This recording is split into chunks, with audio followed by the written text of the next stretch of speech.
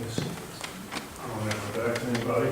I'd like to respond to a few things in Attorney Samaruga's presentation tonight.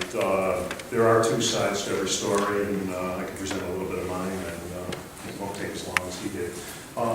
Woodbury tax is going to fund approximately 75% any renovation referendum that's borne by the region. And the question of this vote would cost the average property owner in Woodbury approximately $12,000. That's the encumbrance against their property if that vote, then the $63.8 billion project were to pass. It's important that it be handled properly. My first selectman in conversation told me that, of course, no judge is going to rule that that vote is valid without a notice. Attorney Samaruga said that both suits were filed about the same time. What he didn't say was actually the Waterbury case was filed with the court on the 17th of July, and the Litchfield case was filed the following day. Approximately 3/4 of Region 14 students reside in Woodbury, and Woodbury provides about 3/4 of your budget, with also about 3/4 of this project were to pass.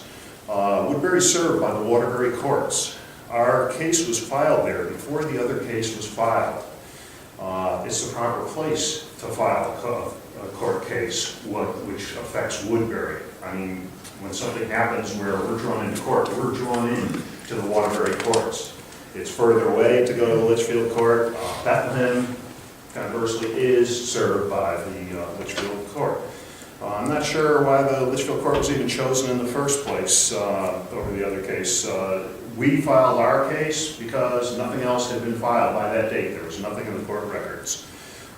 In my business, legal notices play a very important role, and don't you think they do in yours?